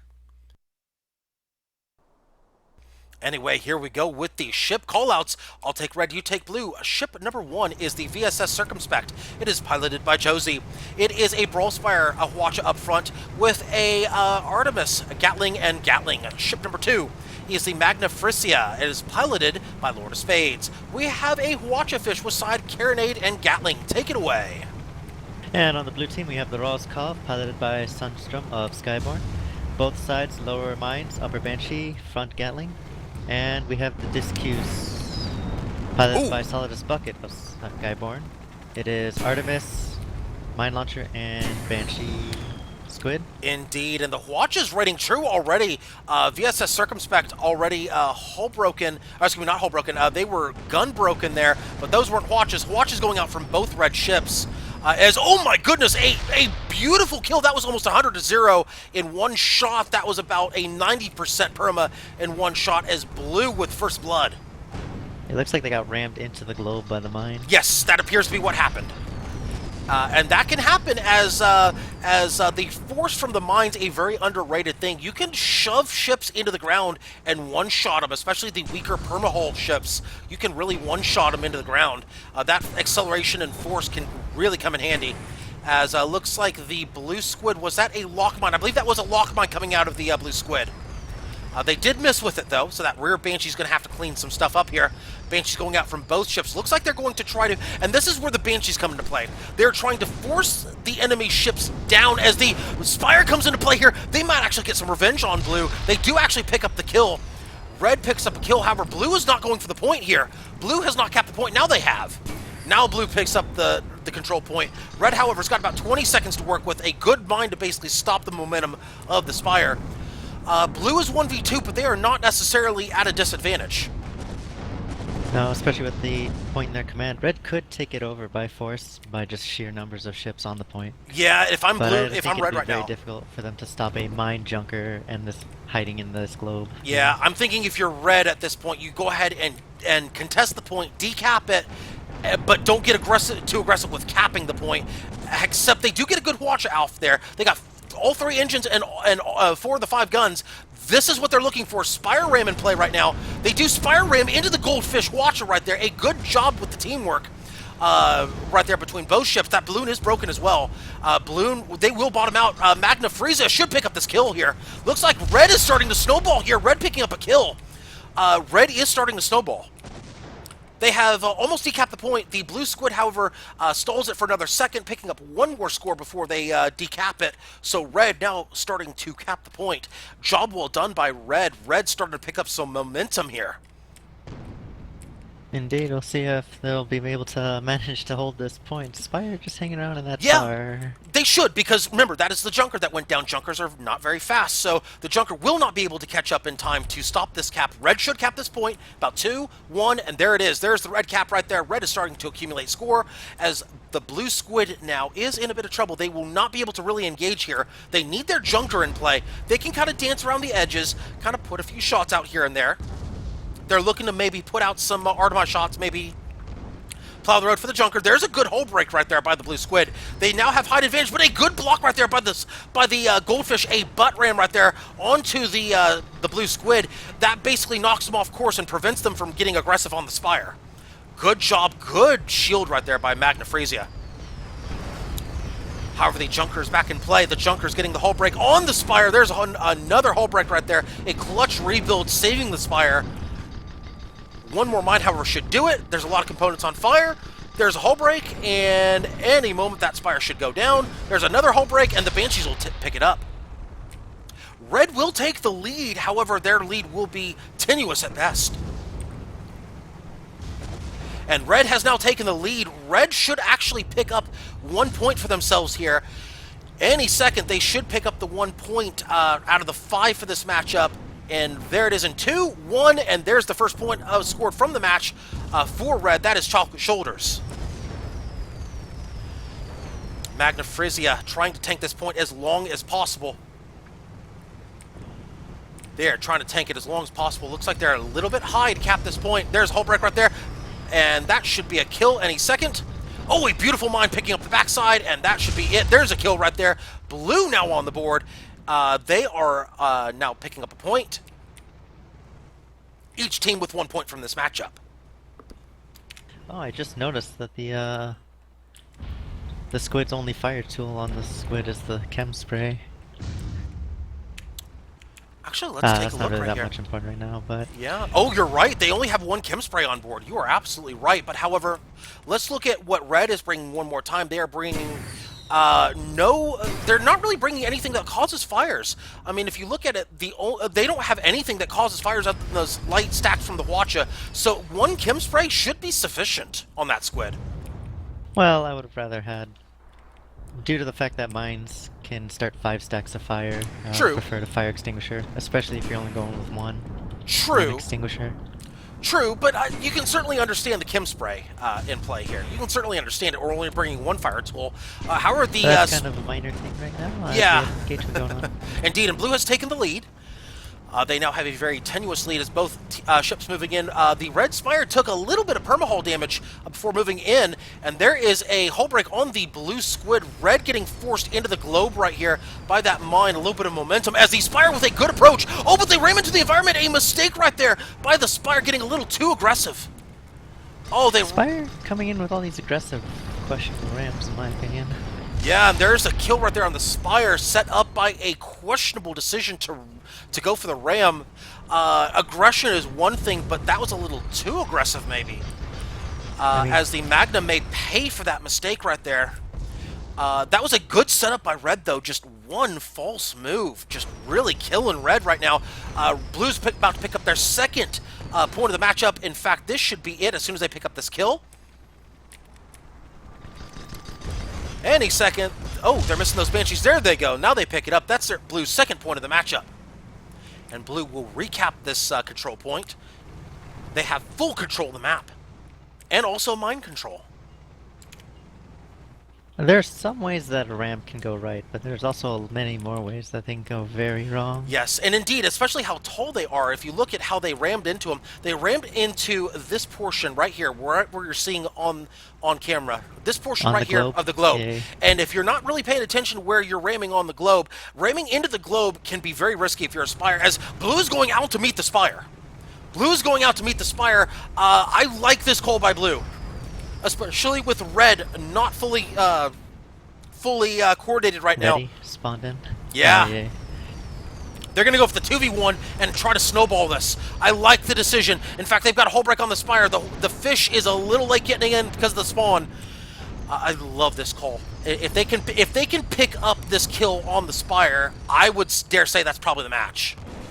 And Blue and the Blue Squid runs into its own mine, and a Red Goldfish ram kill right there. My goodness, could this actually backfire? However, they might actually pick up the Red Spire here. The Blue Junker here, the Roscoff might actually pick up the Red Spire. They do indeed. This is picked up a bit here, though. The Magna Frisia against the Roscoff. This could be the deciding point of the match right here. Red Fish versus Blue Junker. I think Blue Team does have the spawn advantage here, as the Squid not only died first, but also moves much faster than the Spire does. They most certainly do. The Blue Squid did die first. Blue Squid is back on the field. That is a good mine right there by the Roscoff. If the Roscoff picks up the kill, call today. This is GG. There's a hull break right there on the Magna Frisia, as Red Spire has spawned in. It's like using that Gatling gun to pin down the front gun of the Goldfish. Yeah, if I'm Blue right now, I'm not toying with that Red Goldfish. If I'm Blue, I'm just going to go ahead and kill that Red Goldfish right now. In the last King of the Hill, we were saying, we were both thinking about toying with the Galleon, but in this matchup, just go ahead and get rid of the Goldfish at this point. Delete the Goldfish and you win the match. If you're Blue, and if you're Red, you gotta get aggressive here. You can't blame the Spire for this aggression right here. This is a necessary aggressive. However, the angle of the aggression might be questionable here as they are moving in on the Roscoff. That is a hull break by the mine. That's going to actually send the momentum head first into the bridge. Can't blame them for the decision, but maybe they should have gone for the Squid there. That's a hull break. That's a kill right there. About 12 seconds before this match is over effectively. Well, no, not 12 seconds, because they got a partial decap. Red needs to make a beeline for the point right now. They've got about 5 seconds to get to that point. If they want to decap in time. Their engines are Three. completely pinned down by the Yeah, squid there's the kill. Sotomayor, That's going to be the kill right and the there. That's going mine's to be the all over. match. Yep, that is indeed going to be the match. Oh, they are decapping, though, but they should go down before they cap indeed. There they go. And that'll be the end of the match right there, folks, as Red Chocolate Shoulders does pick up 1 point. However, Blue picks up the full complement of points. 5 points for them as Chocolate Shoulders now has 2 points for the tournament. Dimitri's Angels now at a nice and tidy, if I can pull up the scoreboard right here, nice and tidy 36 points. In fact, I believe, if I am correct here, Dimitri's Angels has picked up every point that they can possibly pick up thus far in the tournament. Is that correct? That is correct.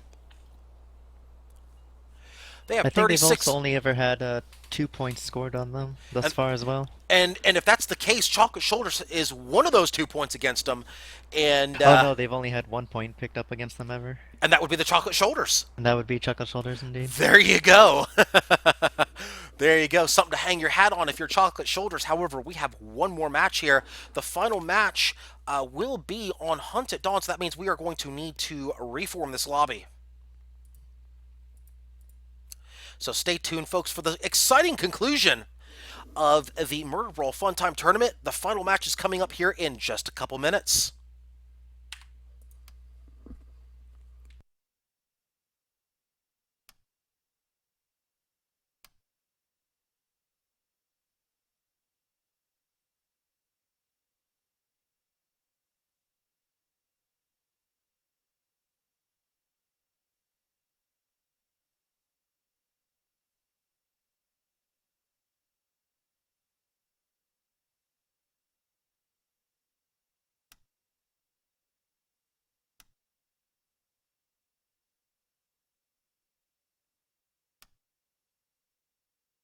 Our lobby's up.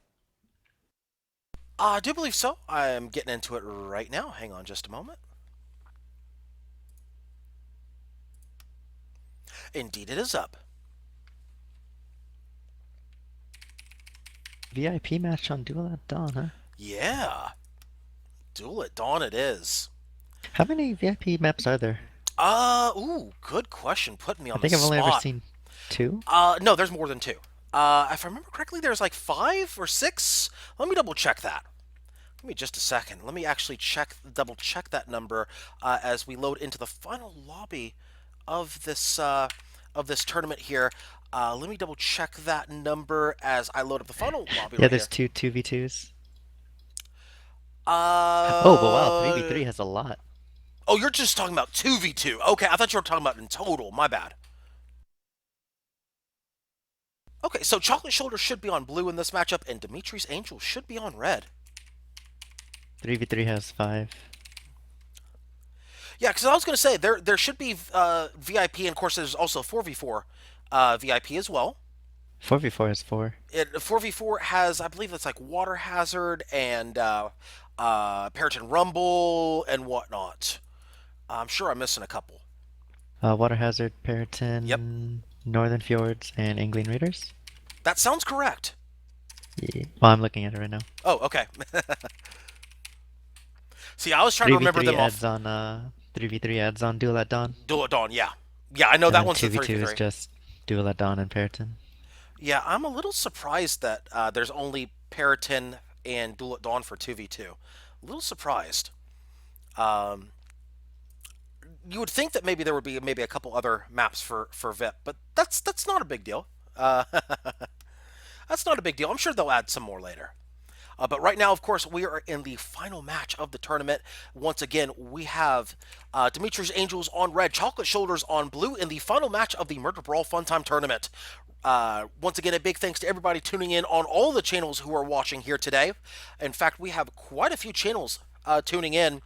Also, a big thanks to everybody watching in on the Guns of Icarus channel, the official channel of Guns of Icarus, twitch.tv/Guns of Icarus. And at the conclusion of this final match of the evening, we are actually going to go over all the different tournaments that you can see on all the different channels that Guns of Icarus has to offer. So if you are interested in events like these, stay tuned. After this final matchup, we will go over all the different events that Guns of Icarus has to offer.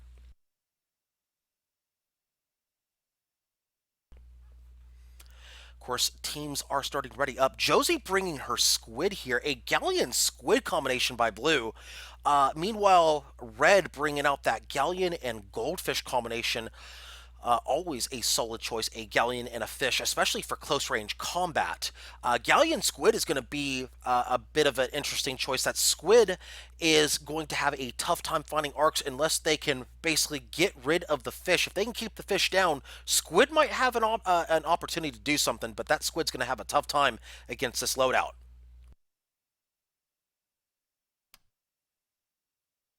Has Chocolate Shoulders taken a galleon? Yes. No, not yet. Well, no, not yet. No. Chocolate Shoulders took, if I remember correctly, they have. I think the only ship they didn't take was Oh, the Pier Mobula. Junker, and then Yeah, yeah, they went Pier Junker, and then they went Spire Goldie. Goldie. Yeah, and so Galleon Squid is viable. The only ship they didn't take is the Mobula. So that is perfectly fine. Red, meanwhile, took Squid Junker in the last matchup. First matchup was Pira and Mobula, so that means Galleon Goldfish is viable. So there you go. And then Red Team never took Spire. Red team never took Spire. That is correct. Red team basically playing the long game here in terms of setting up their final match here. They're going Galleon Goldfish for the final matchup. Uh, this is basically the probably one of the strongest comps, considering circumstances and how this tournament is set up. A Galleon Goldfish combination for the final matchup on Hunt at Dawn, probably a best case scenario for Red. Meanwhile, Galleon Squid, Galleon always a great choice at Hunt at Dawn, especially as a VIP. Uh, let's see what the Squid can do. I mean, maybe the Squid surprises us. They're going Gatling front with a Banshee Carronade on the back. Um, Carronade on the back. I don't know. What do you think about the Carronade on the back of that squid? Would you go Carronade on the back, or would you consider maybe like a double Banshee on the back, on side and back, for like a kill squid? Well, if you're going double Banshee, chances are you're probably gonna go for hitting the balloon with both of those Banshees. Yeah, Carronade would do more damage overall than the Banshees will at the range you're going to be engaging in. true. True. However, you do see some pilots go with that rear double Banshee strictly for kill potential. Uh, or at least with the squid. Anyway, we'll continue that thought in just a moment. I'll take red, you take blue. Ship number 1 is the Planetary Spring Roll, piloted by Sunstrom. What we have here, short side, we've got a Hwacha and a Carronade. Long side, Lubber and a Flacket is your classic Meta Galleon, with a Hades and a Flare on the back. Ship number 2 is the Sleepy Dimitri, piloted by Solidus Bucket. A Hwacha Fish with side, Gatling and Carronade. Take it away. And on the blue team, we have the Olga of Kiev, piloted by Laura Despades of Dead Trading Company, and they have left side Minotaur, Lumberjack, Hades, right side double Hwacha with rear mine launcher, and the squid, the blue team squid, VSX, very sugary ship Pedophagory, piloted by Muse Josie of Cake. It is, as you say, a Gatling Banshee rear Caro squid.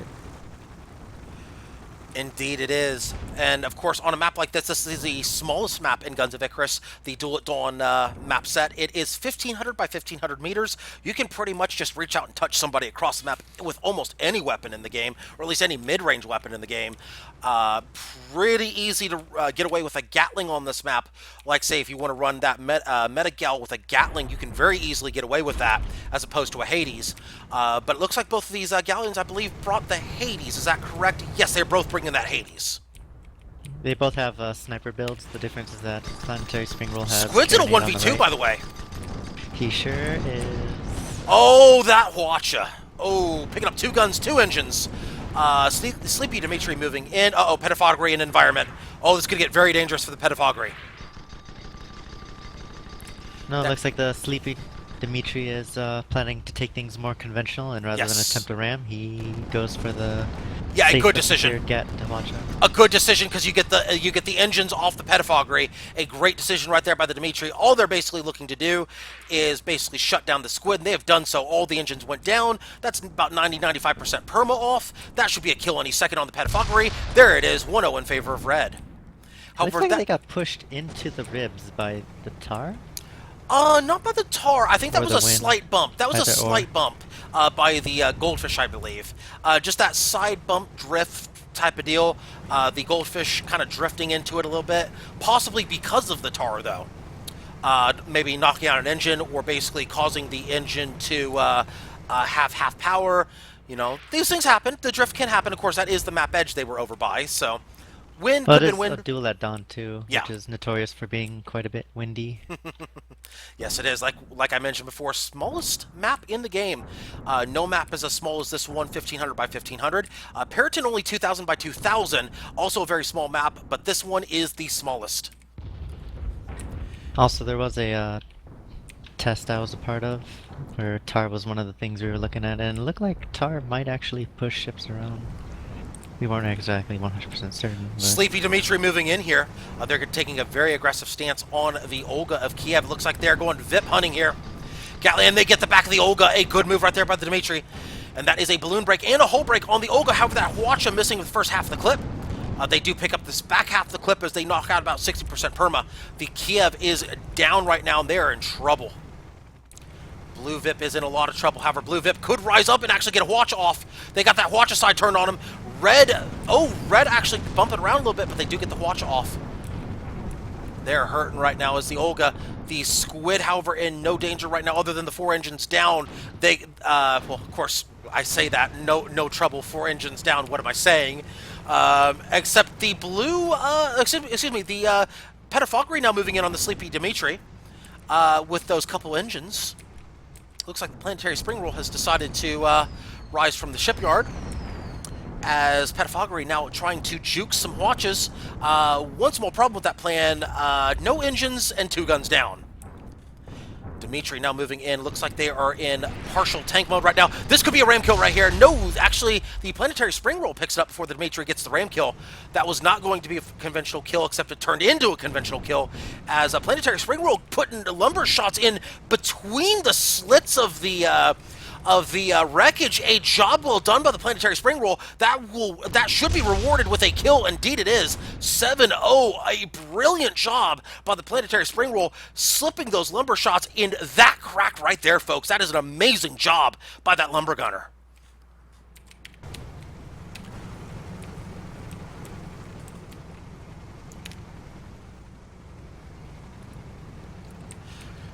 We got some people in the Twitch chat right now, very excited to see the action, thinking, "Hey, I want to get in on this action." Unfortunately, this is the final match of the tournament, so I understand everybody wants to get in on this action. Very exciting stuff here.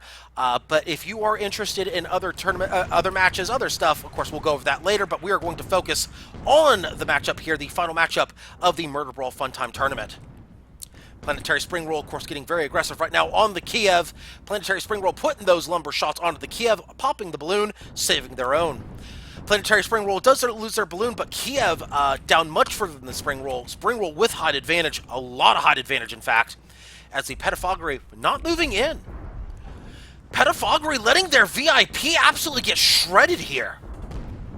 The Goldfish just hanging back, although I can understand the decision. If they move in, that is going to be probably a death on the Squid. However, considering the score, if the red VIP kills the blue VIP, it's not going to matter, the Squid death. Yeah, indeed, the VIP on VIP is 5 points, Indeed. or VIP death in general is 3. And there it is. Yeah. An escort is, in 1. contrast, 1 point regardless of who kills them. Yeah, I question the decision to not go in there by the Squid. Even if they die, it's no harm, no foul. You'd need 2 more deaths on the Squid to equal the VIP. I'm surprised that they didn't make a move. Olga Kiev spawns right in on him. Red quick to recognize it. The Hwachafish gets a good watch out. Squid forced in. Squid forced in. Sleepy Dimitri finally hole broken here. Looks like Blue finally putting something together here. A Hwacha going out on the Planetary Spring Roll. Looking to disable some guns. Only 1 gun disabled. A good Hwacha going out. A good job right there by Blue. They looks like they finally have something here. Blue finally has something here. Looks like Dimitri trying to put out some tar. No. Dimitri has no tar. That's why there's no tar going out. Kiev, however, hull broken. They're up against the map edge. They are up against the map edge. They have nowhere to go to Zakiev. Planetary Spring World probably recognizes this. They've got Lumbers going out. Pettifoggery has been hull broken, completely engine broken, and they're down 13-0 red. That death, however, is inconsequential other than the 30-second timer. Olga has been hull broken.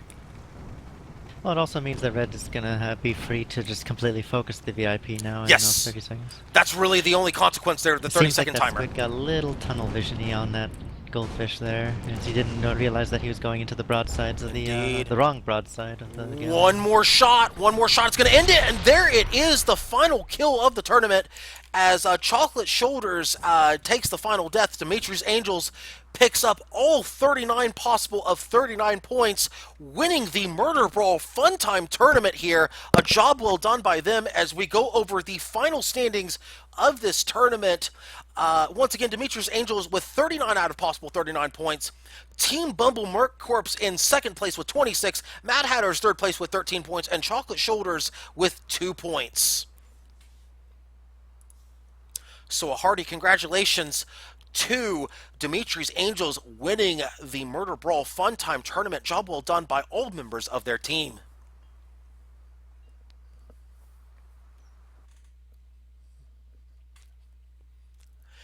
And before we wrap up this broadcast, as I promised before, we want to make sure, of course, here at Guns of Icarus, we all like to make sure that we support all of our events at Guns of Icarus. So quick shout out to all of our event organizers. First off, I want to thank everybody who helped participate in this tournament. Of course, Kit Kat Kitty, one of the main organizers of this tournament.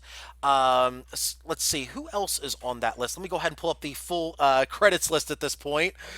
Scrambles furiously for notes. Nat also helping out with the tournament, as well as ITAC also doing a little bit of help here for us here, as well as Admiral Obvious putting together some graphics for us here. So a big thanks to all of them helping out with the tournament. And of course, a big thanks to all of our streamers that streamed each week of the tournament. Those would be Wagadu MC, who streamed week number 2, Admiral Obvious for week number 1. And of course, a big thanks to all the co-casters who helped out. And Sapphire, a big thanks to you too as well. Thank you for joining me here today. Oh, thank you for having me. Indeed, indeed. Maybe we're going to have to actually stream a couple more events down the road. It was definitely a blast here streaming with you. I know we don't get to stream very often, but when we do, it seems to be a big tournament, doesn't it?